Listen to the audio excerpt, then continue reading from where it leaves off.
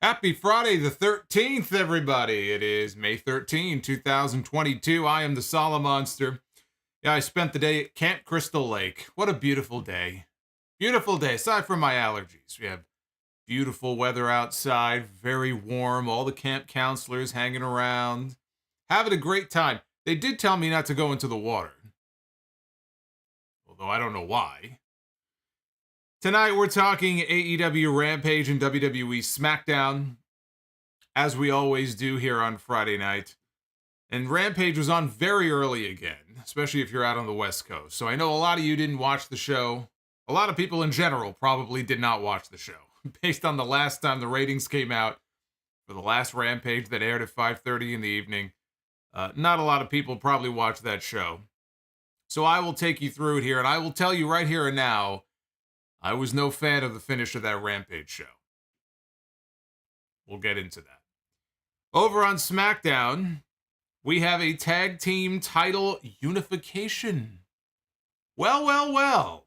After advertising it and pulling the match, now they want us to believe that we're actually going to get a tag team title unification on SmackDown next Friday.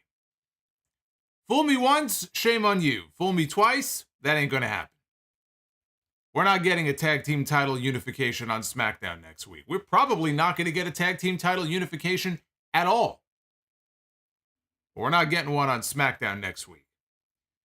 Hit that like button. Super chats are open. If any more of them come in, I will be sure to read all of your messages. If you have questions or comments about tonight's show, I hope you guys are having a good day and a good night. And you got plans for the weekend. Hopefully better plans than sitting around watching these two shows tonight. These were not two of the most exciting shows. But we are going to begin with Rampage, since Rampage did air first. May as well start there. And Rampage opened with Death Triangle taking on Marq Quen of Private Party, who had two very unusual partners tonight, the Butcher and the Blade. So this felt completely random, especially putting Marq Quen with the Butcher and the Blade. But okay. They wanted three people to put in there to put over the Death Triangle. I get it. I thought it was a good opener. Kyle O'Reilly was shown sitting in the crowd. He was taking notes ahead of his Owen Hart Foundation match on Dynamite next week with Rey Fenix. Lucha Bros hit the Fear Factor to Marq Quen. Took out Butcher and Blade with stereo dives out to the floor. That left Pac to climb up to the top rope. He hit the Black Arrow. I almost said Red Arrow. He hit the...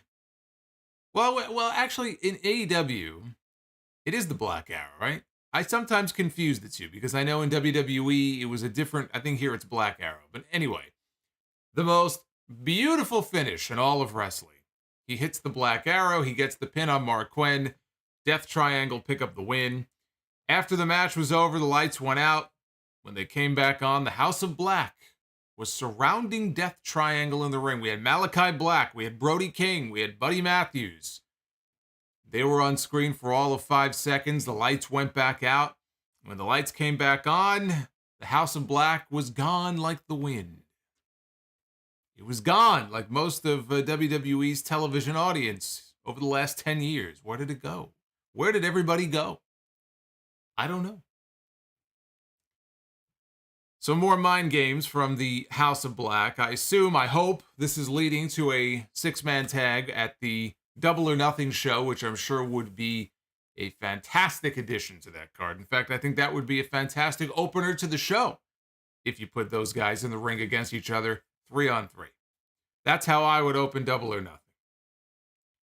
We had Shawn Spears against Bear Boulder. Spears tried the 10 punches in the corner. Boulder grabbed him by the throat, powered out of the corner. And Boulder tried the 10 punches himself. Spears, though, powered Boulder up onto his shoulders. He hit the C4, and he got the pin. After the match, Spears hit Boulder a few times with a steel chair and shouted into the camera, "Wardlow, the giant killer, cometh."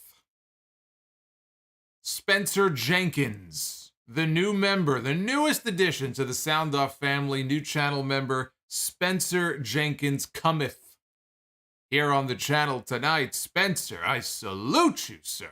Welcome to the channel. Spencer was so bored by these shows tonight, he said, I've got to join the Sound Off family. I've got to do something with myself. You got plenty of content in the archives now you can go back and check out. So Wardlow, we know, is going to get 10 lashes from MJF on Dynamite this Wednesday. They're rerunning the same angle they did with MJF and Cody a few years ago. And after that, MJF is going to be the special referee for a steel cage match. Wardlow has to beat Shawn Spears in the cage to get to MJF at Double or Nothing. So this was their way of giving Shawn Spears a win on TV. He cuts a little promo on Wardlow before he gets slaughtered by the man inside the cage. That sounds like a lot of fun. I'm looking forward to Wardlow murdering this man inside the cage. This was harmless enough. We had Lexi Nair in the back. She was there to interview smart Mark Sterling, who is on crutches with a neck brace on after being powerbombed through the table by Wardlow on Wednesday, that very same night, in that very same building. Tony Nese was with him. They were talking about their match on the Buy-In show. At Double or Nothing, it will be Hookhausen taking on Mark Sterling and Tony Nese. Sterling says, it's not happening. I'm not a wrestler. I'm a lawyer, plus look at me. He's clearly injured. This match is not going to happen. He doesn't even have tights. Nese interrupted him and said, look, it's fine. When we get to Vegas, I want you to put $10,000 down on you and me to win that match. Well, it looks like somebody is going to be out $10,000 at the end of that night. He's going to be $10,000 poorer. Kind of like me, logging in a little bit earlier to check my investments. I took a fucking bath today. I'm not very happy about it. Get those super chats on in. Solomonster may be living in a cardboard box by the time this year is over. We had Riho one-on-one against Ruby Soho in an Owen Hart Foundation quarterfinal match. Good stuff from these two. And also, not an easy match to predict. This match could have gone either way. To be honest with you, I'm kind of surprised. I saw people on my timeline who were shocked that Ruby Soho got the win. They were actually upset. People were upset that Riho did not win this match. Now, I figured Ruby was going to win. It wasn't a slam dunk guarantee. I don't know why people would be so upset about Riho winning. Riho was the first ever women's champion in this company. When Riho is around, she is generally pushed pretty hard.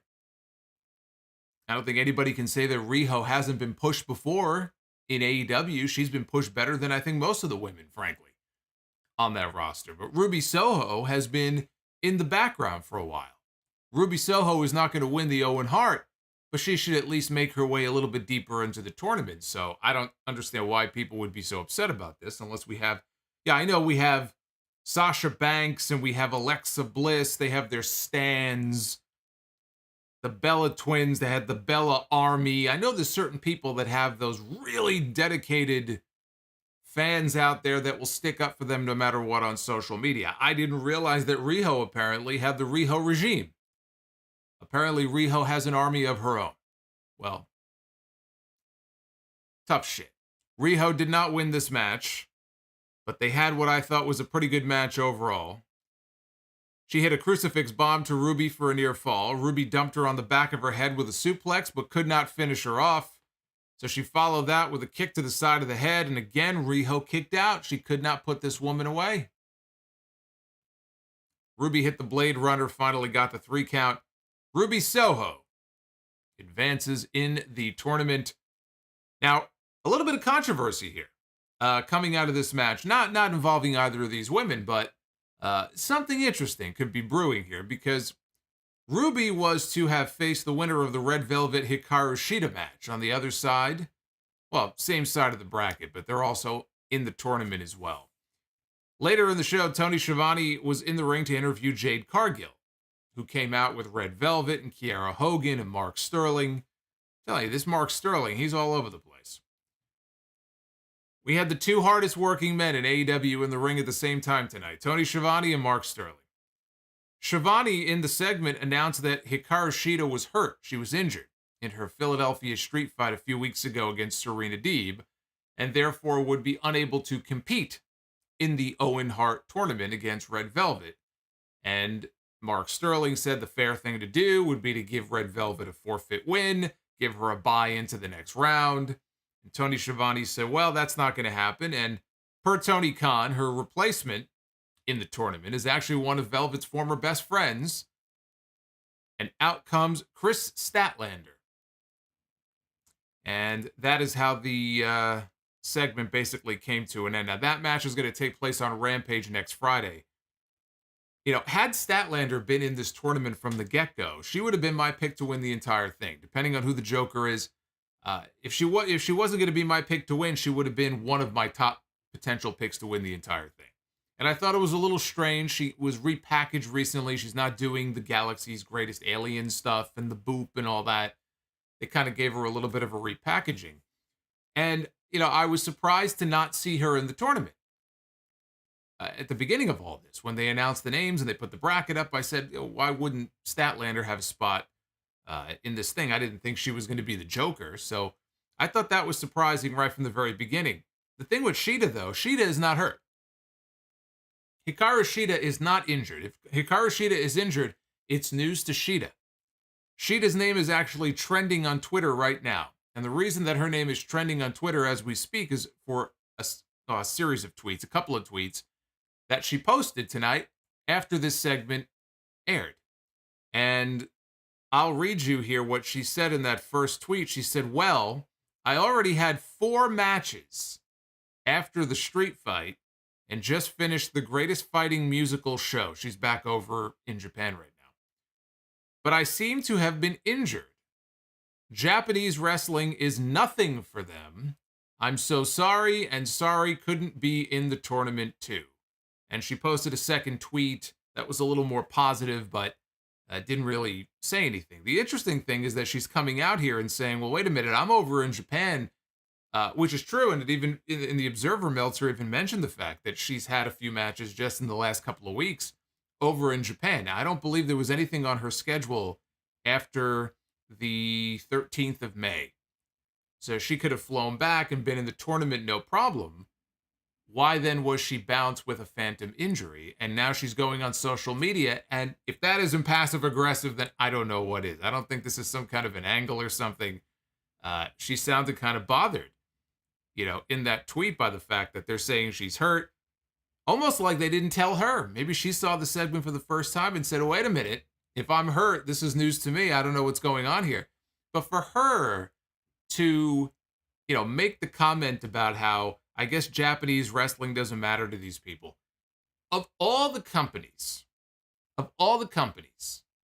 to say that they don't care, that Japanese wrestling doesn't matter to them, you say it about a company that is literally hosting an interpromotional pay-per-view at the United Center next month with New Japan Pro Wrestling.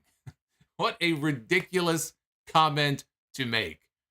Now, if Shida wanted to make some kind of a comment about the women in AEW, you know, that could have been a valid criticism. But to say that AEW must just disregard what happens in Japan and what happens in Japan doesn't matter, for her to say that about this company of all companies is rich. Give me a break. But I don't know what's going on with Shida. Obviously, she's a little miffed by this whole thing. As far as Statlander, I think Statlander's going to the finals. I can't say for sure that I think she's going to win because we still don't know who the Joker is going to be. We're going to find out on Dynamite on Wednesday. But she is the replacement in the tournament, and that is something to keep an eye on as far as Shida. Again, if she was to come out and make a comment, something to the effect of the women don't get enough airtime on AEW television, and the focus isn't on the women the way that it should be. We don't get the same treatment as the men. Then that would be a perfectly valid criticism. But when I saw that and I said, to say that AEW, all I hear from people are criticisms about they feature too much Japanese talent, and Hangman Page is going to be wrestling a Japanese guy on Dynamite next week. I've never heard of him before in my life. He's from DDT. Nobody watches DDT.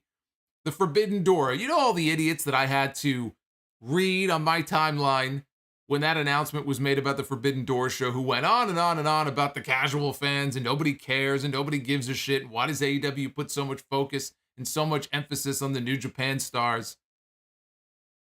And she's going to honestly argue that AEW must not really care about Japanese wrestling. Give me a fucking break. Please. I don't know what she's talking about, but clearly she's upset. So backstage, Billy Gunn was in the back with his sons. He was in the back with the Ass Boys. And the Acclaimed. They were all sitting down. Billy Gunn was standing up like a coach, about to talk to his team. And he said that he knows a little something about factions. Apparently, they're going to put these guys together as a new faction here at AEW. Shout out to Zizou, who just became a Sound Off superstar. Welcome, Zizou.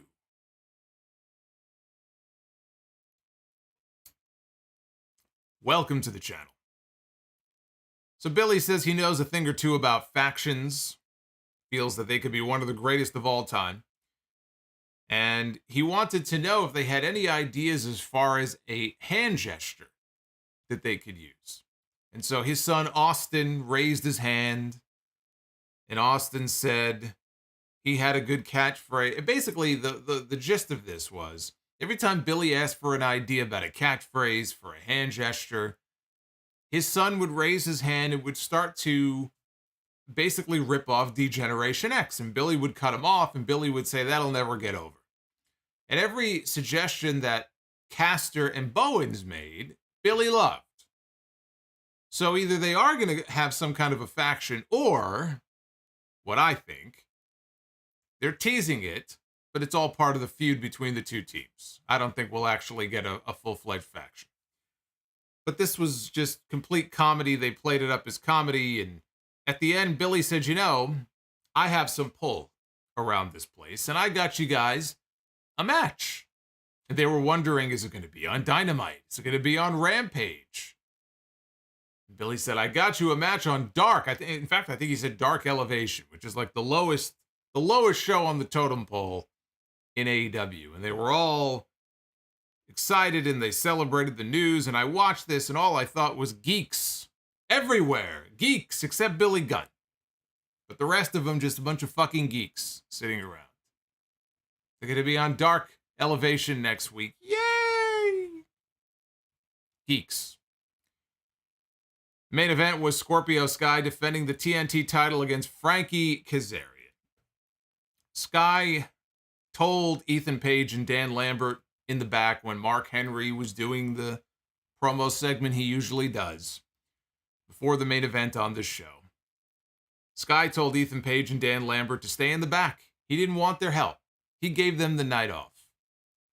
And Ethan Page said fine, and he left in a huff. And so it looked like we were going to get a friendly competition between two former tag team partners here, SCU. Scorpio Sky had promised Kazarian a match for the championship. He's giving him his match. He promised to have a very different run as TNT champion his second time around. He's going to be a fighting champion. He's going to be a champion to be proud of. He didn't want anybody interfering in his business. So that set the stage for the next match. They showed Sammy Guevara and Ty Conti sitting at ringside.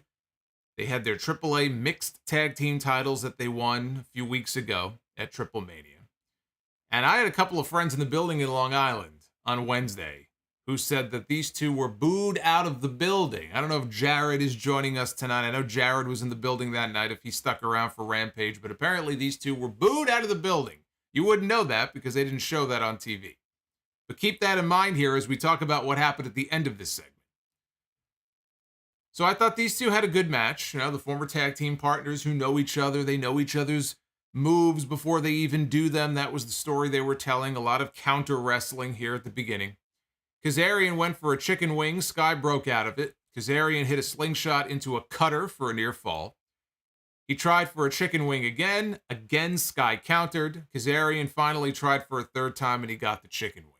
Scorpio Sky's trying to push off the ropes like he's Bret Hart in 1992. Didn't work. Kazarian stuffed the attempt. He still had the chicken wing locked on. So it looked as if Scorpio Sky was about to go out like a light. Well, here comes Dan Lambert. He runs down to the ring, and he jumps up on the apron to distract the worst referee in all of wrestling, Rick Knox, the most easily distracted referee in the entire business. So it wasn't very difficult to get his attention. He goes over, I guess just to yell at Dan Lambert, and completely ignores the match going on behind him. While that is going on, Ethan Page enters the ring. He has the TNT title, and he whacks Kazarian. It didn't even look that good. He didn't even get a good shot in on him, but he hit him with the TNT title. And he scurried out of the ring before the referee could turn around and see it. This is Rick Knox. Had Rick Knox turned around and seen it, he probably still wouldn't have called for the disqualification. So Sky kind of fell backwards on top of Kazarian, like he was still out from the hold. Referee turned around. Knox went to go count the fall, and Kazarian kicked out. Got his shoulder up at the last second. Sky then went from acting half dead to exploding back to his feet and hitting the TKO, and he gets the 1-2-3. And Scorpio Sky retains the TNT Championship. The announcer said that Sky had no idea what Ethan Page had done. He didn't see it. He had no idea that he had interfered in the match and hit Frankie with the belt. After the match, Kazarian is trying to tell Scorpio Sky what Page had done to him. And Sky turns around, he confronts Ethan Page about it, and Ethan Page confirms, yeah, I did it. Yeah, I did. He admits that he did it. And he says, I did it for the team. He goes, whose frickin' team are you on? And at that moment, Scorpio Sky turns around and he wallops Frankie Kazarian right in the head with the TNT title belt. So the entire thing was a ruse. Dan Lambert says he loves it when a plan comes together. Ethan Page and Scorpio Sky hug. Sammy Guevara and Ty Conti, they're at ringside.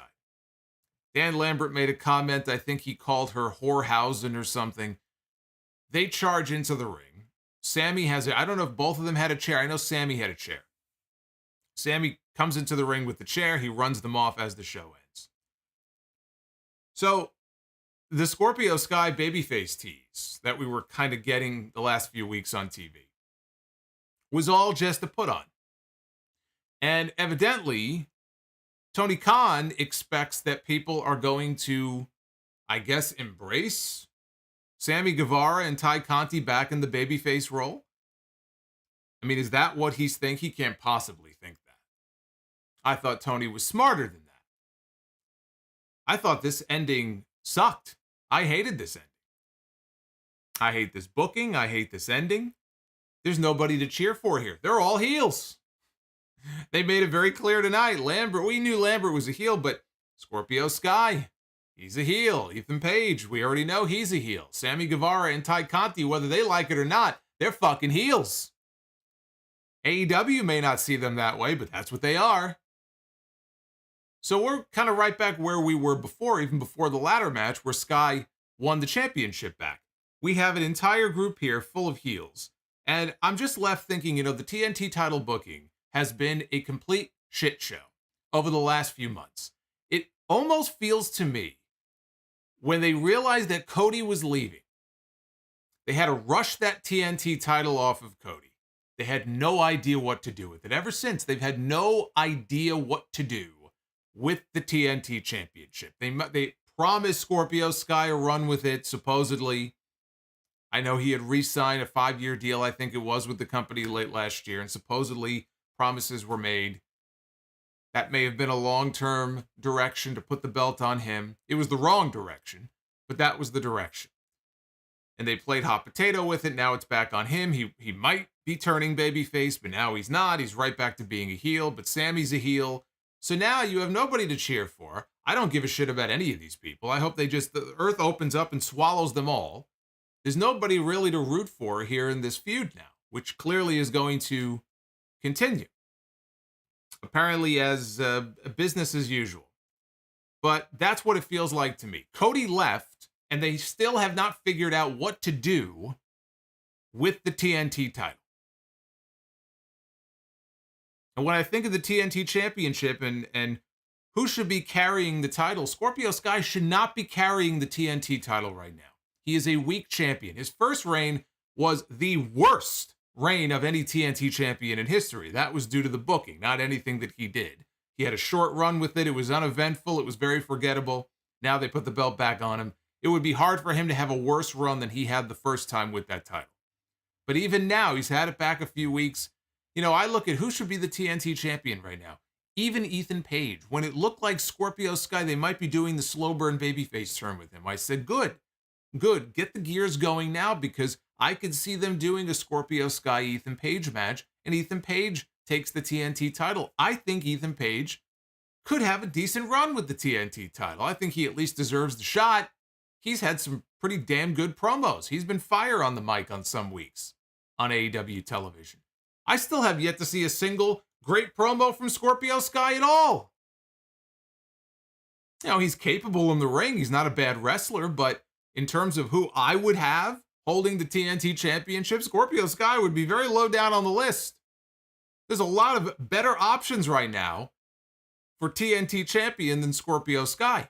Maybe a babyface run, if played up right, could have been, you know, kind of interesting, and him fighting back against Lambert and Ethan Page. But, you know, even still, there's much better choices for people to hold that title. I miss Miro as TNT Champion. I'm ready for Miro to come back. Put the belt back on him. Ethan Page could have a run with it. You know, if I was to make a list, I just jotted down a few names here as far as, you know, who could hold the TNT title. You've got plenty of options. You've got Malachi Black. You've got Keith Lee. You've got Swerve Strickland. Ricky Starks is walking around with a title that isn't technically officially recognized by AEW. It's not an official AEW championship. Why should he be the FTW champion? Why can't Ricky Starks have the TNT title? He'd be a better choice. He'd be a more interesting choice. And you could probably add another half a dozen names to that list. So many better options for that title, but the booking, the TNT title booking right now is not good. It's one of the weakest things on the entire show, and this finish tonight just was a complete misfire by AEW. They had a chance to reset things after Scorpio won the belt back in that ladder match, and they started to run with Sammy as the smarmy heel, which was the way to go. And I thought, okay, good. This is one of those examples of Tony Khan realizing, well, the fans are going this way. Let's follow them. They could still do it, but based on what we saw tonight, it doesn't look like it. Then maybe they're going to kind of back off that a little bit, and I think that's the wrong move to make. I don't know what the fuck they're doing, and frankly, I don't think Tony Khan does either. So I was not a fan of that finish at all. So before we get to SmackDown here in a second, yeah, Andrade, there you go. There's another name. Powerhouse Hobbs. I'm telling you, there's a whole laundry list of names in this company. People of all shapes and sizes and looks that you can make a list of half a dozen or more people who would be a far better choice to be carrying that TNT title. Far more interesting. But they had a potentially interesting story with Scorpio Sky, and to just revert back to the way things were and now still feud him with Sammy. I mean, you talk about being miscast. Just doesn't work. But it's all right. You know, they'll go to Double or Nothing. I'm sure Sammy will do another crazy dive to make up for it. Now on Dynamite next week, they're calling it Wild Card Wednesday. And the lineup has Chris Jericho and William Regal having a face-to-face. Kyle O'Reilly takes on Rey Fenix in an Owen Hart tournament match. Britt Baker takes on the Joker in an Owen Hart tournament match. I said this on Wednesday. My pick for the Joker is Athena. Samoa Joe takes on the Joker on the men's side. I'm going to go with Claudio Cesaro. He's my pick for the Joker. Adam Cole takes on Jeff Hardy in a semifinal round match. Hangman Page takes on Konosuke Takeshita with CM Punk on commentary. That's his warm-up heading into Double or Nothing. And Wardlow will take the 10 lashes from MJF. Everyone's like, no, don't go to SmackDown. Don't do it. I must. The SmackDown art is on the screen. I can't not go to SmackDown now. Very curious to check that Twitter poll here and see what you guys thought of Rampage, especially after that finish, and compare it to how SmackDown did tonight. I'm sure Rampage will have the higher score, but because the rest of the show wasn't bad. It was just the way that whole angle and the finish of the match went at the end. It really soured me on the show, but it wasn't a bad show. Now over on Fox, we had SmackDown with RK-Bro making the trip to Friday night to confront the Usos about unifying both sets of tag team titles. They played this card on us once before. We all know how that went. Let's advertise the match for weeks on end and then pull it. Now they want us to think that we're going to get a tag team unification next week. RK-Bro made their way to the ring. Orton says that he knows the Usos can't decide for themselves. He said that Roman Reigns makes all the decisions for them. Orton and Riddle demanded that Roman answer their challenge to a tag team title unification with his cousins. Instead, Sami Zayn came out wearing a Bloodline t-shirt. He considers himself an honorary member of the Bloodline. And he claimed to be the locker room leader. He said nobody wanted to see a unification match. Riddle called Zayn rusty because of the color of his hair. Fans broke into a rusty chant. Orton thinks Zayn speaks for the Bloodline and basically is a member, and they convinced Sami to agree to take on Riddle tonight in a one-on-one match. And if Riddle wins, then RK-Bro would take the Usos on in a unification match. And Sami accepted, but then he left the ring and said, just not tonight. Adam Pearce comes out, and Adam Pearce says the match is official, and the match is going to happen next. So we come back, and Michael Cole makes it very clear on commentary that despite what Randy Orton said earlier, Sami Zayn does not speak for the Bloodline, and therefore this match tonight against Riddle is not going to determine whether or not there will be a unification match. So basically what they did is they rendered the entire opening segment completely fucking pointless. I do enjoy Sami, in this delusional state, thinking of himself as a member of the Bloodline. Sami Zayn can make almost anything work. Okay, he made that whole thing with Johnny Knoxville work to the best of his ability at WrestleMania. Okay, the man, he's not a miracle worker, but he's pretty damn close. So I am entertained by Sami Zayn, but the entire opening segment was rendered completely pointless. But then we got the match, one-on-one. It was Riddle against Zayn. Good stuff from these two. Riddle went for the bro to sleep. Zayn broke free, hit a Michinoku driver for a near fall. Zayn was taunting Randy Orton on the outside of the ring and went for the draping DDT. Riddle reversed it and dumped Zayn out to the floor. Back inside, Riddle set up for the RKO. Sami rolled out of the ring and Riddle chased after him and Zayn posted him. Dumped Riddle over the barricade by the timekeeper's area. He tried to steal a win by countout like he got last week against Shinsuke Nakamura. And the referee got to 8. Orton was telling him, you got to get up. The ref's up to 8. And Riddle slid into the ring at the very last second. Riddle ends up hitting the Bro Derek. And he gets the pinfall win over Sami Zayn. So, good stuff from these two. Nothing out of the ordinary.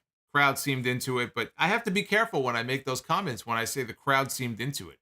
It was RK-Bro. They are legitimately over. The people love Randy Orton and Matt Riddle together. But it is increasingly difficult to watch WWE television and to know what's real and what's not when it comes to these crowd reactions. Because even tonight, especially during the Madcap Moss segment, they pipe in this crowd noise so loud, all you got to do is look out in the crowd and you can generally tell whether or not it's genuine or not. I think people were into RKBro here at the end of this match, but sometimes the reactions are so loud, you would think, man, this guy's really over, or this team is really over. And now it's sad that it's hard to tell. What is really over in WWE at this point? What acts are really genuinely over with this audience and are that popular that they would get these loud reactions? It's hard to tell because they pipe in so much of that shit now. More so now than ever before. So in the back, they showed Roman Reigns and the Usos watching the end of the match. Reigns was wondering, why are these guys on my show? They're from Mondays. They don't belong here. Usos were angry that RK-Bro implied that they couldn't make decisions on their own and said, tonight, when we're done here tonight, the world is going to acknowledge the tribal chief. In the back, they showed a very dejected Sami Zayn walking through the hallway. When he looked up and he spotted Nakamura, he was standing off to the side, he was smiling, and Nakamura said Roman Reigns is the head of the table, but Zayn is the table's ass. And then he winked at him and he walked off. Does that look like a man that you could take seriously as a pay-per-view main event challenger to Roman Reigns for his championships? Because there is talk that Shinsuke Nakamura could potentially headline Money in the Bank in a title match with Roman Reigns. Now, I don't believe that, but there are people who believe that that could be the main event on that show. I think that would be completely ridiculous. We already know Roman Reigns is not going to be at Hell in a Cell. He is off the advertising. They put the new poster out for Hell in a Cell. There's only one person on that poster. It's no longer a collection of different talents. There's one man on that poster for Hell in a Cell. It's Cody Rhodes. Roman's not on the show. My idea is looking better and better by the week. The idea that I said they should go with at Hell in a Cell when I thought Reigns would be on the show. You could do it at Money in the Bank. Roman Reigns, one-on-one with Randy Orton. It's very clear they want to hold off on the match with Drew McIntyre as long as possible. Randy Orton against Roman Reigns, you could get a pay-per-view main event out of that. And Randy Orton is over. You don't need to pipe in fake crowd noise for Randy Orton. The people love Orton. They love seeing him dole out the RKOs. You could easily get a main event of Money in the Bank out of Roman Reigns against Randy Orton. Whether or not he's in a tag team, one half of the tag team champions, it doesn't matter. Randy Orton is somebody, especially at this point in his career, you can slot him in the world title match or universal title match anytime you want to. He'll always be believable in that spot. We have the new SmackDown Women's Champion. Her name is Ronda Rousey. And she walked out all smiles, holding her title out so people can touch it. Leave their little germs and boogers all over the belt. We'll call it the booger belt. And Ronda Rousey was out next for the two. We were talking about Randy Orton. We were talking about the RKO. She was out for the two most deadliest words in sports entertainment when it comes to Ronda Rousey. A promo. You never know what to expect. Usually, it doesn't end well. They kept this short. Again, not a strong promo, but she didn't have a whole lot to say tonight, which is good. She says she thinks that the fans want a fighting champion, and so she has decided to issue an open challenge. They're falling back on the open challenge gimmick. The open challenge gimmick, we've seen WWE do it. We've seen AEW do it with the TNT title. I don't hate the open challenge. I do think it's overused, but I don't hate it because you could get some good matches and some good television out of it. But in this company, generally, when you resort to the open challenge gimmick, it's because you are completely devoid of ideas creatively. And so it's very easy to just fall back on the idea of an open challenge, which is kind of how this felt. It's not exactly a situation where Ronda has this plethora of different challengers waiting in the wings for her championship. So she issued an open challenge, and out came Raquel Rodriguez, the newest addition to the SmackDown Women's division. Raquel has wrestled exactly one match on television before this. She walks out, and she accepts the challenge and says tonight she's going to make history. Second match on SmackDown. Already she's challenging for the championship. It was all power moves early on from Raquel. She was dominant until Ronda avoided a charge in the corner. Rousey grabbed Rodriguez's arm, but Raquel powered out and slammed her. Rousey locked on a guillotine that Raquel also powered out of, and she countered into a suplex, which looked good. That was impressive. Got a 2 count out of it. Rousey fired back with knees. Raquel picked her up. Rousey threw another knee right to the head. And Ronda set up for Piper's Pit. Raquel avoided it and slammed her with a lousy, dangerous-looking Samoan drop. She lost her on the drop. I don't know what happened. It didn't look good. It looked like she could have hurt Ronda on it. It looks like she just kind of slipped out of there at the last second. So, yeah, this did not look good. Raquel powered up Rousey for her Chingona bomb finish, but Rousey tried for an armbar instead, and Raquel threw her off. Rousey caught her with an ankle lock. Raquel rolled out of it, kicked Rousey right in the head. Big boot. Raquel set up for a power bomb. Rousey rolled through into a pinning combination and got the 3 count to retain her championship. After the match, Raquel stood up. She shook hands with Ronda while smiling. Did you notice how much Raquel was smiling here on the show? In fact, she's been doing this ever since she debuted on SmackDown. She's all smiles. This woman can't stop smiling. She lost the match, but she was still all smiles when it was over. Clearly, she has been spoken to by the old man. He has made it abundantly clear what he wants her to be doing on TV. You know, there were a couple of rough spots. I mentioned the Samoan drop, botch in this match. I thought they did a good job, though, protecting Raquel. I saw a mixed reaction to this match. I'm more on the side of this was good. I thought this was good. Now, it's not a match I would have done. I mean, second match on SmackDown already, she's challenging for the championship. I think that's ridiculous. But this is what happens when you have barely a division. This is what happens. And now I just think it's different now. Their style of booking is very different than it used to be. You would never see something like this, I don't even think 10 years ago, let alone 20, 25 years ago.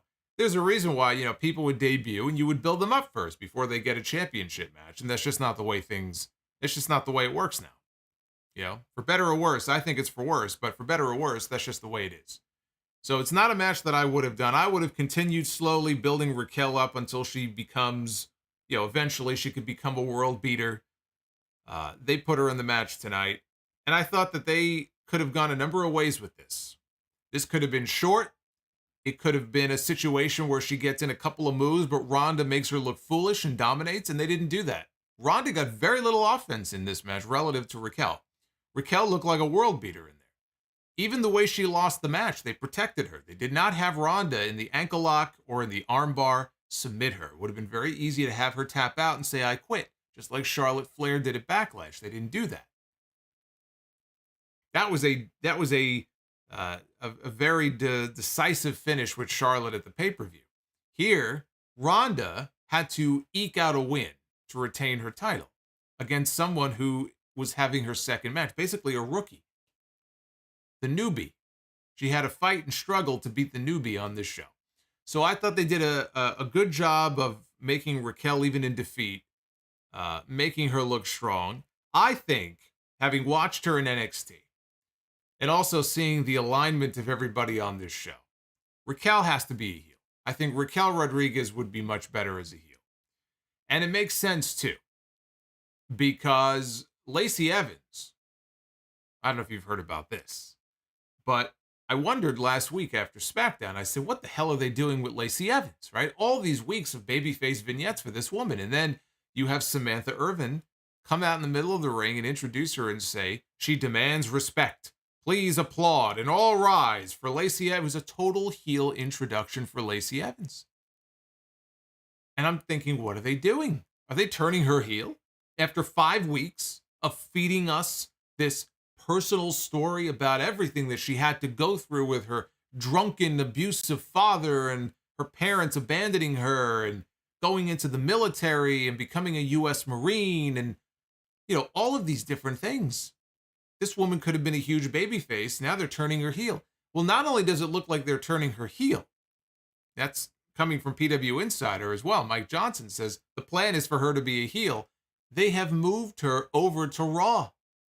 So we had 5 weeks of vignettes for this woman to build up her return on SmackDown, only to send her over to Monday Night Raw. If she is going to be a heel, SmackDown could use some of them right now. They could use some heels. I don't know what Bayley's status is. I would imagine Bayley could be back any week now. We don't know what brand she'll be on. Maybe Bayley goes to Raw. I think Bayley needs to be on SmackDown. So if Bayley comes back as a heel and she's on SmackDown, there you go. There's one potential heel challenger for Ronda Rousey.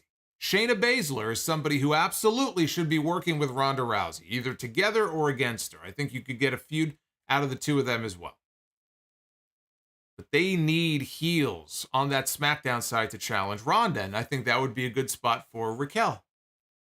So I would like to see her ultimately transition into the role of heel. But the Lacey Evans thing, if that is true, and if that's how it plays, and it is true. I mean, we saw them air the Lacey Evans vignette on Monday night when they had not done that before. I cannot believe that they reintroduced this woman on SmackDown after all those weeks just to move her over to Raw. And oh, by the way, she's going to be a heel. These fucking people, they have no idea what they're doing. Absolutely no idea what they're doing. I think what they realize is that, oh shit, we need heels. Because we have a babyface champion on Raw in Bianca Belair. We have a babyface champion on SmackDown. And we need heels to challenge them. So Xia Li is absolutely going to answer one of these open challenges. We haven't seen Xia Li ever since that 20-second backstage segment a few weeks ago where she said, you know what, I'm not going to protect anybody else anymore. I'm just going to look out for myself. And they turned her heel. We haven't seen her since. But I said at the time, I guess Ronda Rousey is going to need bodies to beat because Ronda's going to win at Backlash. She's going to be the champion. So I'm sure Xia Li will be one of the people who accepts the open challenge and is quickly dispatched by Ronda Rousey. Shout out to Lorser Wuanti, who just dropped a $52 super chat here. Amazing. $1 for every month that he has been watching the channel. Finally got a job that can allow me to support the channels I really enjoy. P.S. Still in shock. Stone Cold wrestled at WrestleMania. I was in Pampers the last time he wrestled. Well, that's one way to make me feel old. I wasn't in Pampers when he wrestled, but that's very cool. Lorster, thank you, man. That's the big bomb of the night so far. I appreciate that. So anyway, I fall more in the camp of being okay with how they portrayed Raquel on the show. They could have easily made her look weak, and they didn't do that. By the way, let's throw Sasha's name in the hat, too. I know she's a babyface. She's one half of the tag team champions right now.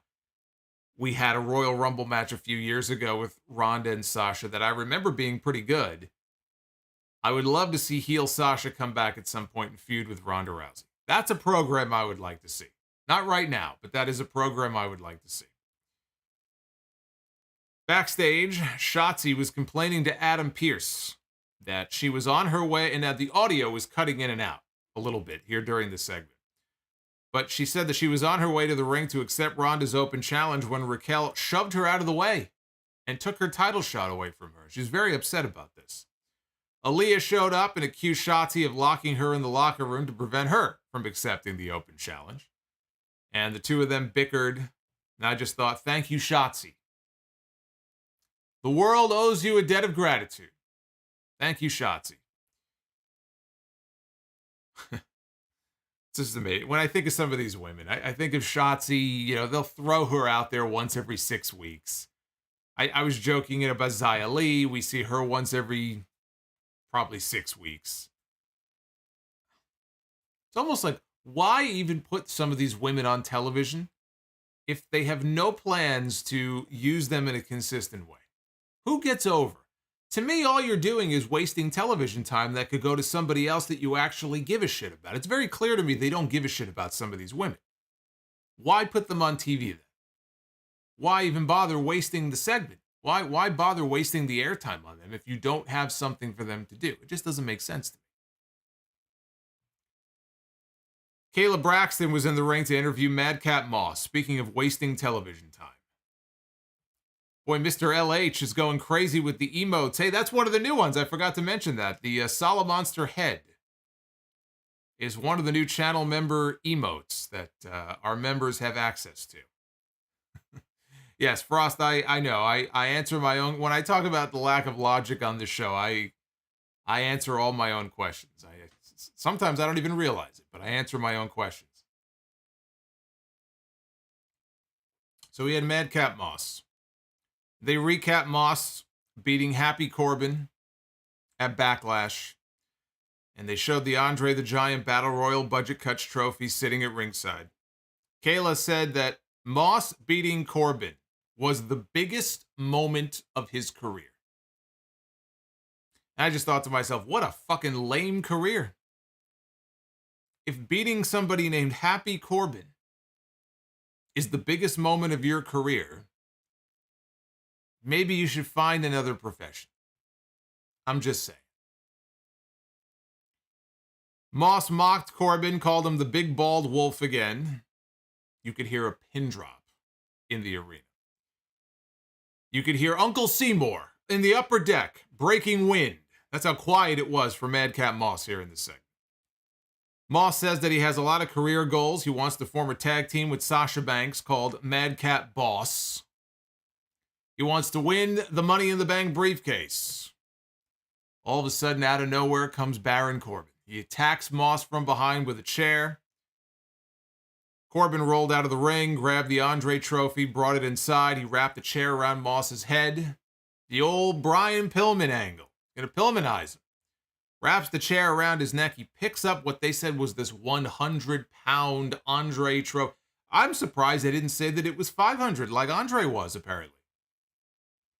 Or if Hulk Hogan is to be believed, when he slammed that dirty, stinky giant at WrestleMania 3, he was like 700 pounds. They should say the trophy is the exact same weight. They wanted to make it genuine and authentic.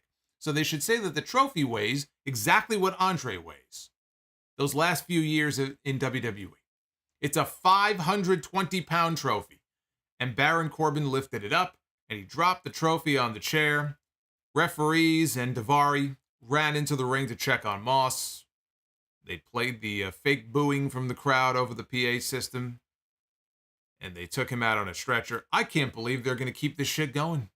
I can't believe this. I cannot believe that they are keeping this thing going with these shitty gimmicks.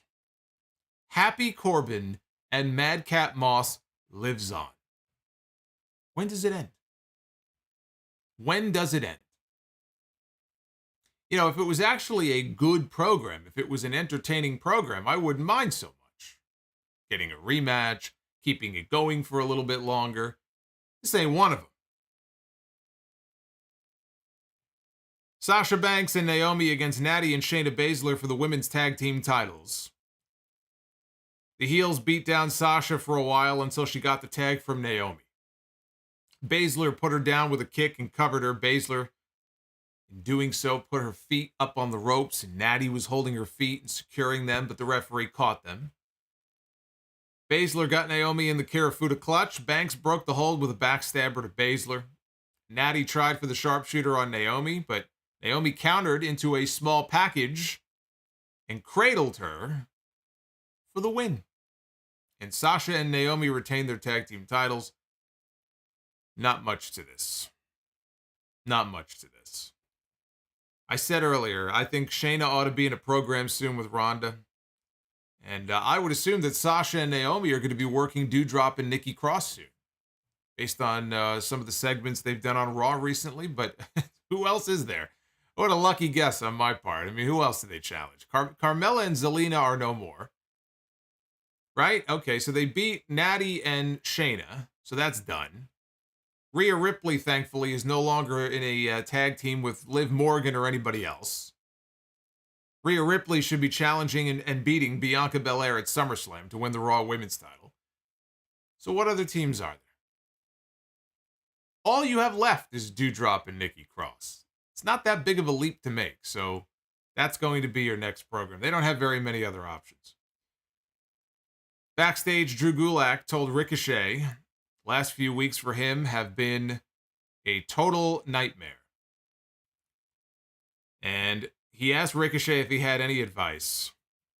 I'm not sure Ricochet is the one I'd be going to for advice, but I'm sure he's the only one that would give him the time of day. Ricochet said that he didn't give up when times were tough. He's seen a lot of shit, this Ricochet guy has. Gulak got fired up and said that he would put Gunther in his place the next time that he runs into him. Well, unfortunately for him, right around the corner was Gunther. Gunther and Ludwig were waiting for him, and Walter chopped the life out of this. He ripped his shirt off, right? So Gulak was wearing a t-shirt. He ripped the t-shirt. He chopped the life out of this man, and he left him laying on the ground, sitting up against the wall, and Gunther and Ludwig took their leave. I like this gimmick, by the way. All Walter has to do is walk around backstage chopping people. I'd like to see Walter mosey on over to the gorilla position and give Bruce a good old chop right to the side of the head. Right upside the head. Thwack. And then adjust his jacket and walk off. He could just do that every week. It would get over with me. Kofi Kingston against Butch. Kingston hit a double foot stomp, set up for trouble in paradise. Ridge Holland was out there. He tried to interfere. Xavier Woods, pulled him off the apron. Sheamus took out Woods with a brogue kick. Kingston tried to knock Sheamus off the apron with a kick, and he did. Butch took advantage of the distraction. He hit the bitter end for the win, which Pat McAfee acted like he had never seen this move before. I don't know, what do you call that? What do you call that move? I've never seen that before. You know, and when he debuted, I think it was McAfee who made a comment, if I recall, on commentary, acknowledging that he used to be under another identity in NXT and now he's behaving differently or whatever. But I'm almost positive that there was a comment made that at least acknowledged where he came from previously. So it's not as if we're supposed to believe that nobody knows where this guy came from. He's like a troll that just showed up one day. It's okay to acknowledge that you've seen them. Maybe they want to give it a different name, but, you know, acknowledge the move. It's okay. It just sounds ridiculous. Knowing his history, Pat McAfee's history in NXT, and with Pete Dunne, no less. That's the other thing that's just ridiculous. With Pete Dunne. He was one of his boys. All forgotten. Doesn't matter. Never happened. After the match, Butch ran off into the crowd, but he did come back out on stage to raise Sheamus's and Ridge Holland's arms and celebrate with them. You know what's going to end up happening here. This Butch stuff, this whole Butch act, it's going to get him over as a babyface is what's going to happen. It's only a matter of time. But right now, them and the New Day, they're just trading wins back and forth. It's this, never-ending cycle of back and forth, back and forth. When does it end? I don't know. They might drag this thing out until the end of the summer. In the back, Sami Zayn spoke to Paul Heyman. Zayn wanted to make sure he didn't overstep his bounds. He knows that he shouldn't have made that match with Riddle. He admitted that he hopes Roman isn't mad at him. Paul Heyman claimed that Roman Reigns respects him. You got nothing to worry about, Sammy. It's all good. The Bloodline was out next to close out the show. We had the whole crew. We had Roman Reigns. We had Paul Heyman. We had the Usos. Shout out to KC in the chat. Pat has been indoctrinated. He has. He's still, look, there's Pat McAfee is still one of the better things, I think, when it comes to these shows. He can be overbearing at times, but he's not fully indoctrinated. He's only mostly indoctrinated. There's still a little bit of that free spirit in him. Just not as much as there used to be.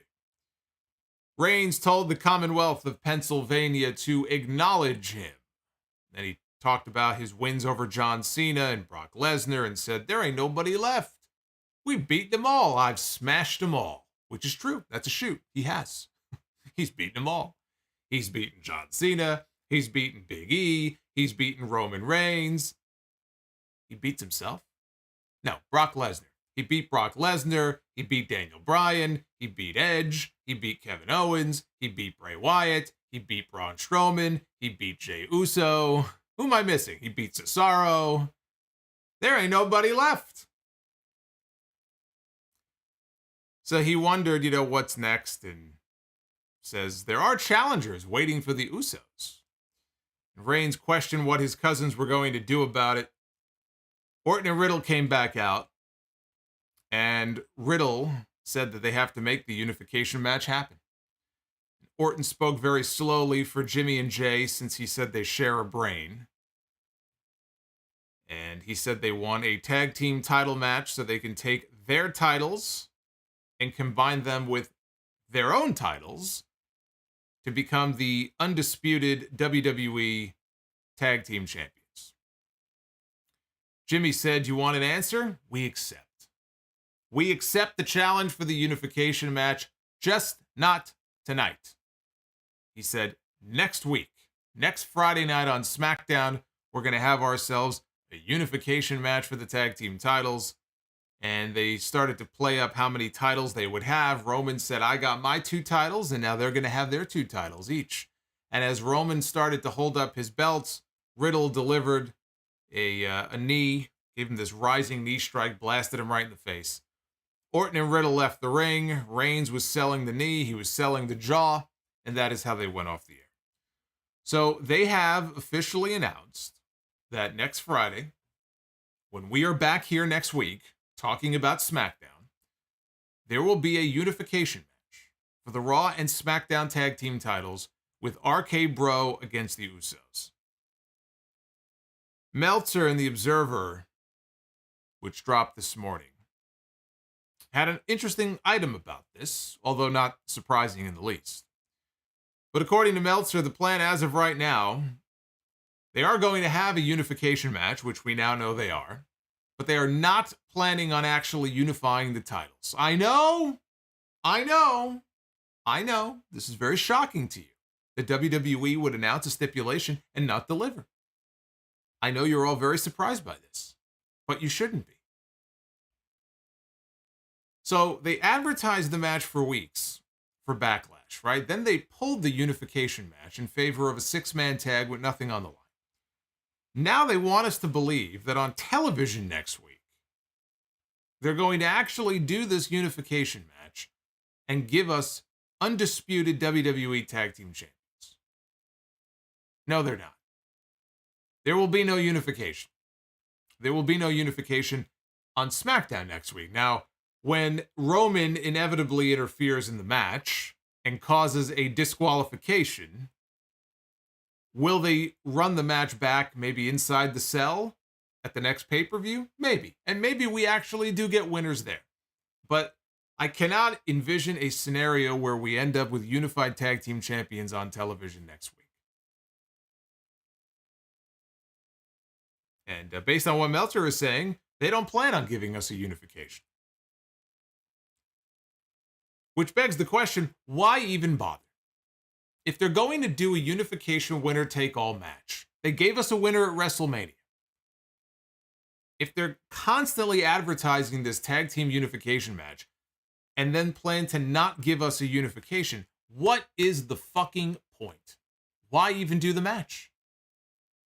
Why bother? Why bother to deliver on something, deliver a match, without a finish and not give the people a decisive finish and a decisive set of tag team champions? If they're going to do this at some point, they have to give us a unification. But I don't see that happening next week. Otherwise, like I said, what is the point? Take a look at the poll. This is the Rampage poll. Start with AEW. Just under 60% of you have given this show a thumbs up.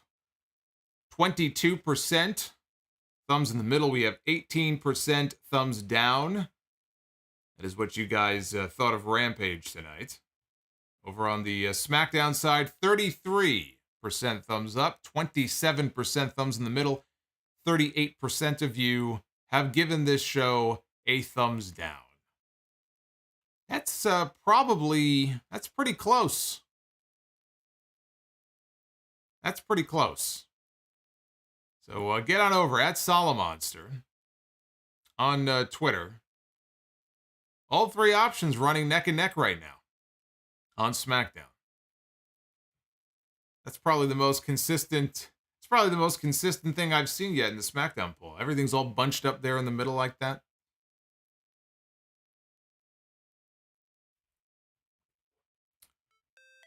Let's flip on over to your super chats. It is Friday the 13th. You guys are going to watch some Jason Voorhees. One of the TV channels, I forgot which one, might have been AMC, I forgot which one, was running a marathon of the first three Friday the 13th movies. Not a bad way to spend your Friday the 13th. With my namesake. That's right, hit that like button. Thank you, Bearwolf. Hyru with the $5 super chat. I like the idea of turning Ronda heel. Adding Shayna and Sonya as a stable. Those two win the tag belts and Raquel wins the Rumble, beating Ronda at WrestleMania. I would rather see Raquel as the heel. Ronda is not being turned anytime soon. We have to just accept she's the babyface here. So she's not going heel, but Raquel, I think, should be the one to go heel. Joseph Brooks. Roman, by no fault of his own, always seems to be miscast. Example, when he was a babyface, he always got booed. Now he's a heel, and he's cheered more often now. The reason he's cheered is because he's been so dominant. Same thing happened to Brock Lesnar. After a while, people started to cheer Brock Lesnar all the time, too. He was hated when he broke the Undertaker's streak. Over time, more people started to cheer him because he was beating everybody, and he was as dominant as anybody has ever been booked. And he would win all of his matches, and so what happens? People start to cheer. It's just the natural reaction. Same thing's happening to Roman Reigns now. Joseph again with the $4.99. We've got, was that 2013 Championship Ascension segment Randy Orton's best promo of his career? I don't remember much about the promo. I remember him and Cena being in the ring and everybody else in the background. It was. I remember it being good. I can't tell you if it was his best though.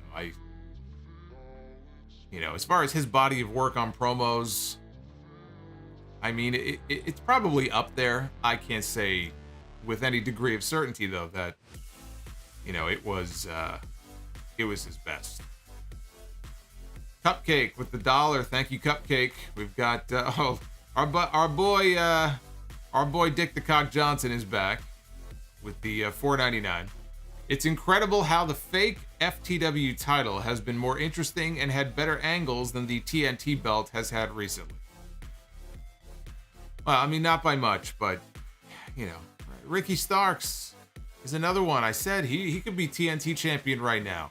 Why does he have to carry the non-sanctioned belt? Why not put him in the mix for the TNT title? Cupcake. Oh, thank you, Cupcake. I appreciate it. That's very kind of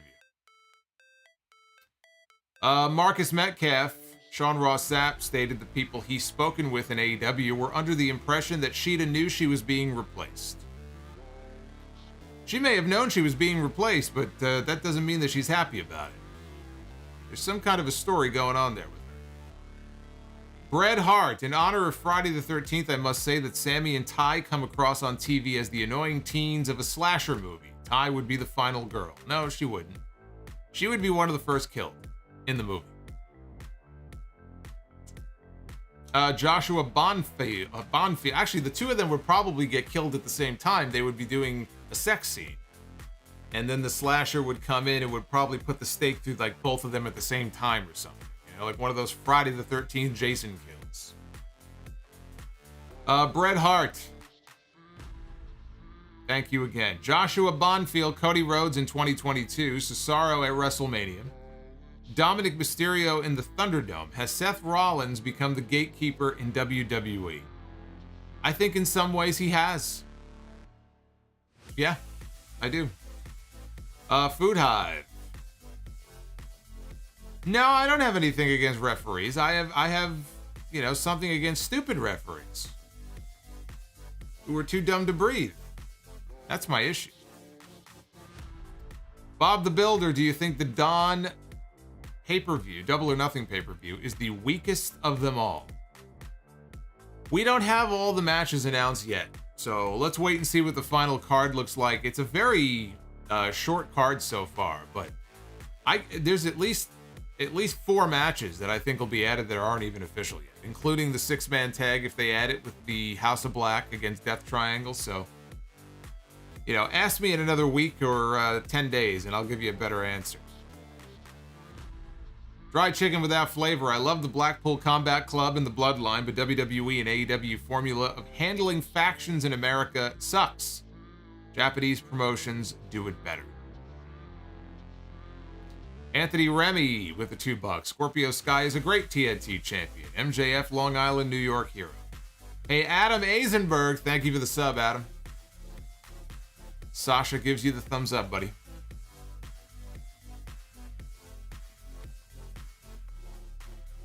Cupcake says I look like I could be in a K-pop group.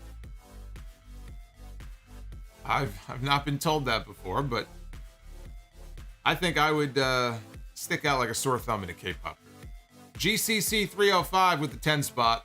Do you think AEW are purposefully screwing up the legacy of the TNT title since Cody left? Probably not, but I figured I would ask the question. Love the reviews. No, they're not intentionally doing anything. That's ridiculous to even think about. Are they botching things with the TNT title? Is the TNT title being booked poorly right now? Absolutely. I don't think they're doing it on purpose. I just think they haven't figured out what direction they want to go in with it ever since Cody left. It's been this way now for a few months, ever since he dropped the belt to Sammy. Shin Akuma. In an alternative universe, if WWE was a part of the Forbidden Door, could you do RK-Bro against Hookhausen? No. RK-Bro would have to be higher up on the card than that. You could do RK. I mean, think of all the tag teams in AEW. You're gonna put them in there against Hookhausen? No. You could do RK-Bro. God, you could do RK-Bro. You know what? Orton. You know who Orton would probably want to work with out of everybody? He's very big fans of FTR. I could see them against FTR. Of course, you could do them against the Bucks. You could do them against. You could do them against the Hardys, right? You could do them against anybody. I wouldn't do Hookout. Lorser from earlier dropping that $50 super chat again. Thank you, brother. He was in Pampers when Stone Cold was doing his thing on television back in the late 90s. Rodimus Prime. TNT title is as bad as WWE's tag team division. Both are horrible. Cody James. I'm going to SmackDown next week. Wish me luck. Godspeed, brother. Food Hive. These NBA playoff games are too good to miss. Well, that has a lot to do, I think, with why Raw and Dynamite have been, pumping out ratings that have not been all that great. These NBA playoff games, they've got quite the big audience over these last few weeks. It was Raw was down to like 1.5, I think, a few weeks ago, and Dynamite now can't get back up above 850,000. Once the NBA stuff is over, it'll be very interesting to see how the numbers for both stabilize if they go back to what they were doing about a month ago. Lakers Pats. Akeem should have been the first black WWE champion. I agree. Slipper House Extra Extra. If Gary Coleman was still alive, would you book yourself to beat him in a one-on-one brawl? No, I would not. EJ Slam, fun fact, I was born on Friday the 13th and my brother was born on Thursday the 12th, 2.5 years later. So Friday the 13th is a lucky day in my book. And Shin Akuma, happy Friday. I'm sorry I grew up a Freddy Krueger fan. Hope everybody is having a good night wherever you are. Well, I made sure, or Steve, my very talented artiste, made sure to put some Freddie representation in the thumbnail here on this video. So you got Jason and you got Freddie on Orton's face and on Riddle's face in the thumbnail. By the way, for the people in the chat asking about the MJF stuff, what's real and what's not, I'll have a lot more to say about MJF on the podcast on Sunday. We got a lot to cover on Sunday. We're going to be talking about this whole Kota Ibushi situation, which is crazy. We're going to talk about the MJF stuff. I'm going to talk about Roman Reigns and this news of his new contract and him possibly, not appearing as much. I'm saving all that for Sunday, episode 756.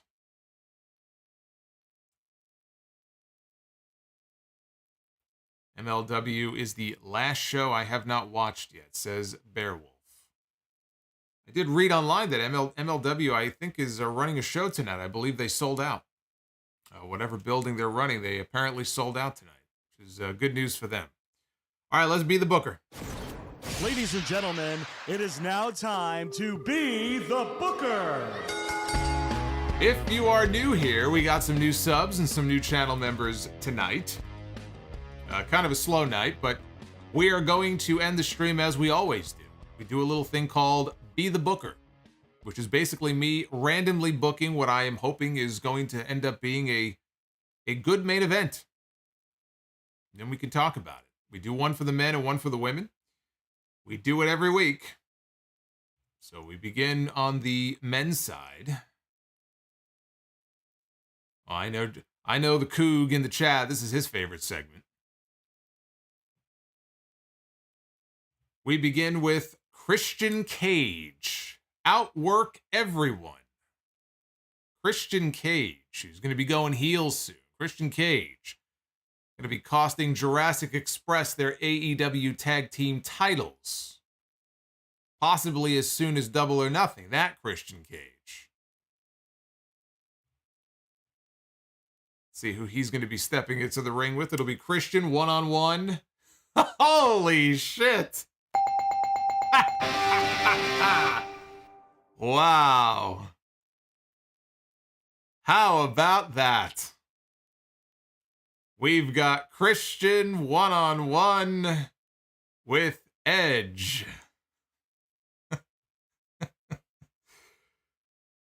Who could have imagined such a thing? I think that would be a hell of a match. It's almost as if we've seen this match before. Oh, I love it. I love it. I don't think I can repeat that if I tried. How about that? You know what? Even modern day Edge versus Christian, I think would actually be a hell of a match. So that takes care of the men's side. That's pretty good. That's a pretty good men's match. Now we head on over to the women's side. This is where things sometimes go off the rails a little bit. We begin with Becky Lynch. There she is, Becky Two Belts, coming out of WrestleMania 35. That was back when she was the man, until Ric Flair started to cry. Ric Flair had a little sand in his vagina, and he was crying and complaining that somebody was using his man name. Oh. Ric Flair didn't like Becky Lynch using his man name. Oh. That's so sad. Let's see who Becky is going to be stepping into the ring with. It's going to be Becky going one-on-one with Deborah. I don't know why it stopped on Nikita Lyons there. I want to go back to Nikita. I wanted it to stop on Nikita. Becky Lynch against Deborah.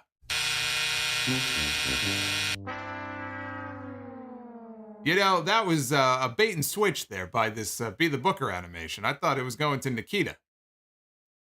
And then it went one more. It's like the wheel on The Price is Right. You think it's landing on one number, and then the spoke, it goes one more, and then it goes from the dollar to like 5 cents or something. We went from what would have been a winner to a loser, unfortunately. So, yeah, womp womp. You can't win them all, right? You can't win them all.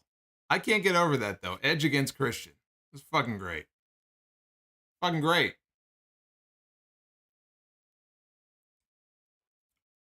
That's probably the best one I booked yet. Cassio Black with the $10 super chat. Deborah against Stone Cold. All right, come on now. Cassio Black reading Sheeta's tweet several times. I think she's saying that AEW doesn't care about the Japanese female wrestlers in their company. She's alluded to that before. And I would counter that by saying that AEW still has more representation in terms of Japanese women than any other current American company. You know, could they be featured more? You could say that about a lot of women in the company, including the non-Japanese women. I still think it's a stretch. But that's not how I initially read the tweet. Food Hive says, Be the Booker is cursed. Well, I guess Danhausen put a curse on it.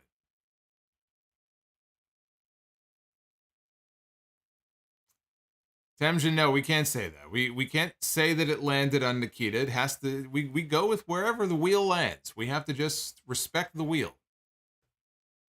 That's how Be the Booker works.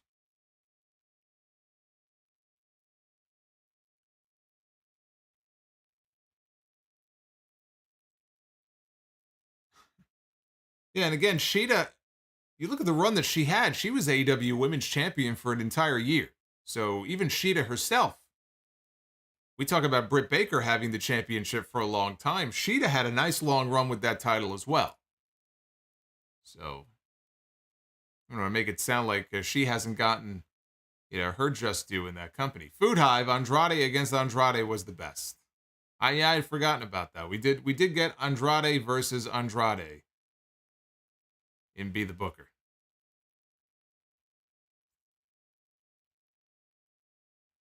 Lakers Pats, I'm working on it. I have a lot of work on my plate. Just in terms of the podcast, I have a lot of things I'm working on. I got, I have I have 50 questions to go through. I did put up for channel members the other day a thread up in the community section for the next members only Q&A video. I have not recorded the video yet. I'm still going through the questions. There were 50 of them there. So that's another thing I'm working on. I gotta work on that first before I could finish the tag team Be the Booker. But it is in process. It is coming soon. Zizou dropping $4.99. How do you know so much wrestling history? I've always been surprised on how much you know. Well, when you watch wrestling for so long, you sort of absorb some of this stuff by osmosis, and you become almost like a wrestling savant. So and believe me, I don't know everything. There's a lot I don't know, but I do know a lot of wrestling history. I love going back and talking about wrestling history. When I did This Week in History on the podcast for that I did it twice, actually. First time I did the This Week in History, I started that segment on the show probably 7 or 8 years ago. And when you've gone through the entire year, you have to stop. Otherwise, you're going to end up repeating a lot of the same stuff you already talked about. So I kind of put the segment away and waited 7 years and then brought it back. And when I did it the second time around, I always enjoyed it. It made the shows longer, but a little longer than I wanted them to be. I mean, there could be a segment where I'm just talking history stuff for almost an hour, and then other weeks it would be 30 or 40 minutes. But those are the segments I used to love the most, just going back, and I would even learn certain things I didn't know about events that I thought I knew everything about. You always learn little things where people do interviews over the years and they reveal things that people didn't know. Anyway, I just, over time, I sort of absorbed it all, and, I like to be a student of history, and I like to talk about that kind of stuff and relive some of that stuff. And Austin, no, I'm not old. Age is in the eye of the beholder. Plenty of people in this chat older than me. So if I'm old, what does that make all of you? Frost has been a channel member for 12 months. Jungle Boy will be at a Comic-Con I'm going to this weekend. I'm going to try to get him to shout you out. Fantastic. Get it on audio and I'll play it on the show. It's very simple. This is Jungle Boy. You're listening to the Solomonster Sounds Off. That's all you got to do. You get that, I'll plug it right into the beginning of the podcast for you.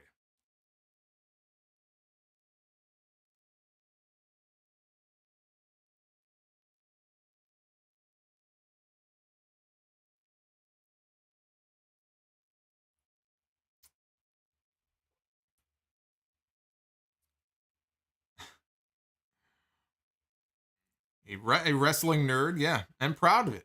Proud of it, too. Wear it on my sleeve like a badge of honor. Food Hive. I missed the long podcast. Everybody spammed the mailbag. What, 2 hours is not enough for you? What do you want, a 4-hour show? 2 hours is a perfect amount of time for the Sunday show.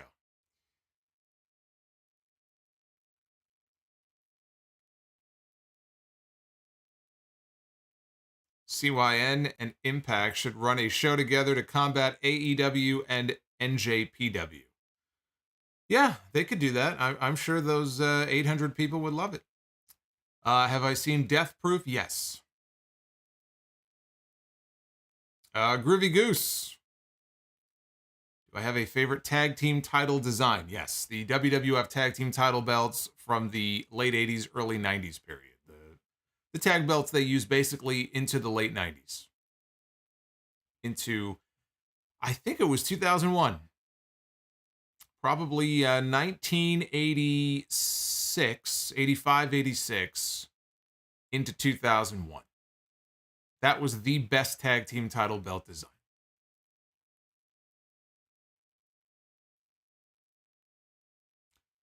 What's my opinion on the MLB games on Apple TV?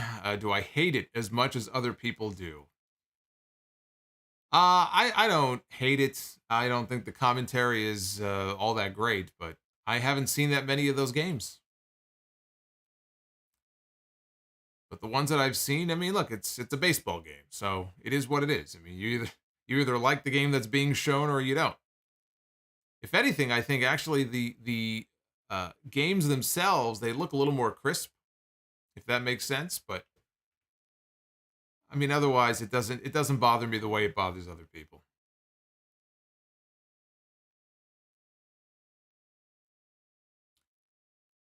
Temjin is a fan of the NXT UK tag team titles. I have seen those titles. They look nice.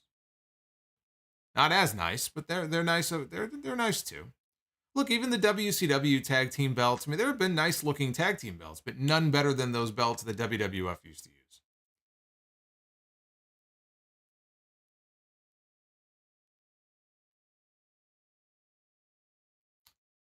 Am I a Rangers fan? Not really. My brother is a big hockey fan. Me, not so much. Although I did have a signed poster of the winning Rangers team in '94 when they won the Stanley Cup with Messier and everything. Had Messier's signature on it and everything. I don't know where it is, but I have no idea if I even still have it. I used to have it.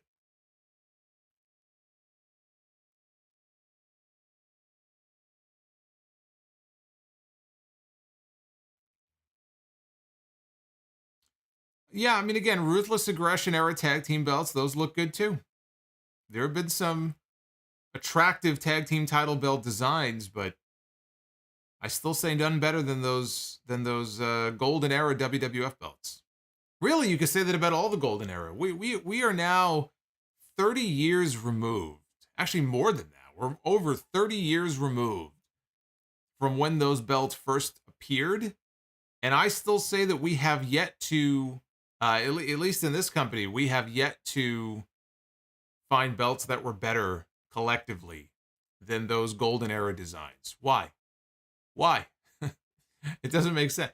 I mean, I've talked to people who weren't even alive during that era. I thought, okay, well, maybe it's just me, right? Because I grew up in that era, so I'm going to be more sentimental to it.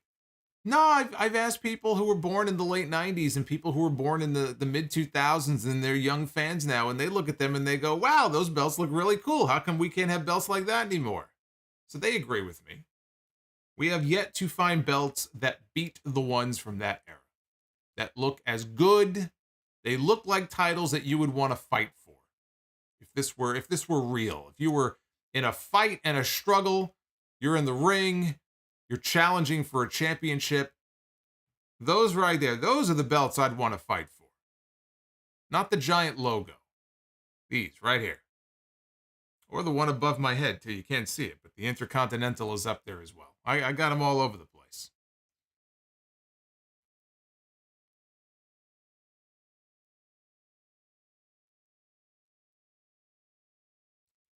What do I think of Impact's tag team titles? They probably have changed design since I last saw them. I haven't seen them.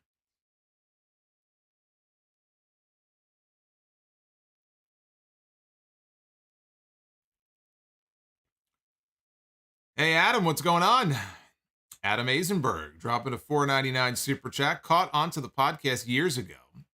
While working the midnight shift, always enjoyed the knowledge and content that you have provided. Thank you. Well, Adam, thank you, sir. Thank you for sticking with me.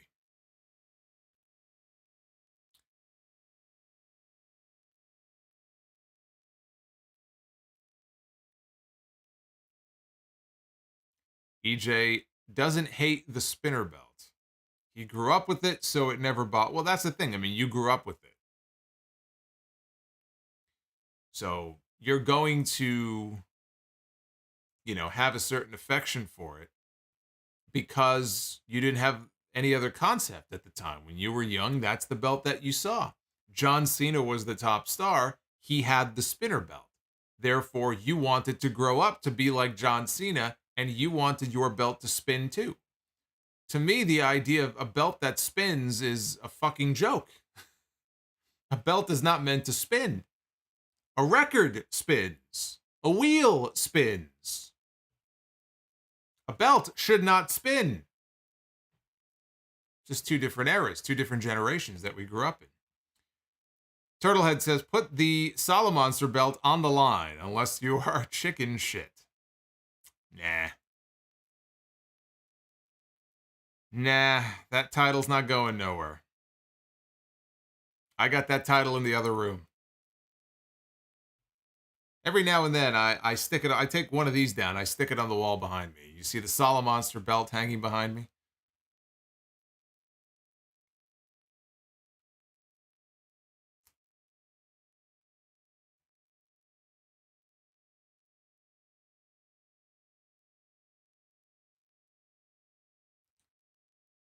Yeah, I had forgotten about the U.S. Spinner. They had a U.S. spinner belt, too. For some reason, that one didn't bother me as much. I think I like that design better than the WWE title spinner belt. I just never thought the WWE title spinner looked good. Always hated it. Always hated it. Did I ever go to Vince Russo's video store before he got into wrestling? No. I stuck to Blockbuster Video if I needed something. Now all the youngins in the chat are like, video store? What's that? Where do you go to a video store?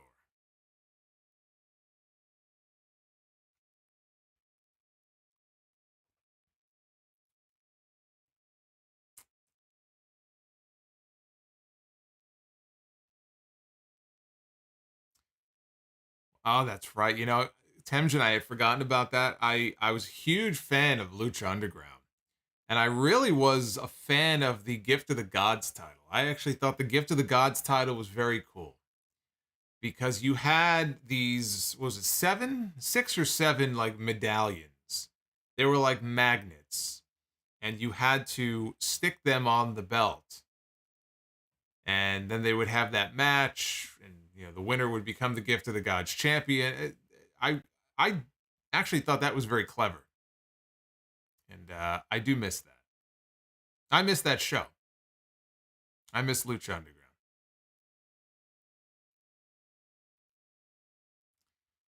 Solomonster would go into the adult section of Blockbuster.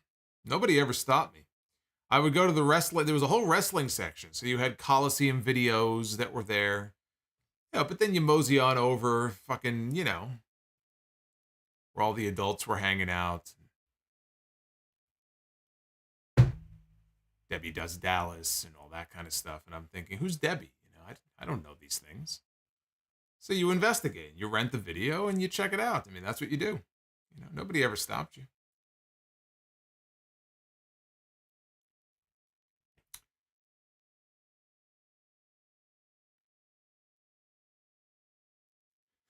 Never watched Lucha Underground, but I know Impact was better. Oh, that may be the dumbest comment I've seen all night. Food Hive, what's on the menu? Yes, Food Hive will let everybody know what's on the menu for tonight. The horrific Jeff Hardy TNA belt. Are you referring to the purple belt, I believe, is what you are talking about? The purple belt in Impact was interesting. I don't know if I hated it. It was unique. It was definitely unique. All right, again, here are the polls one last time. SmackDown, guys, vote at Solomonster if you want to leave your thoughts on that. And Rampage, even for Rampage, I mean, that's an overall thumbs up, but even for Rampage, one of the, I feel like that's one of the lower ratings that they have done in a while.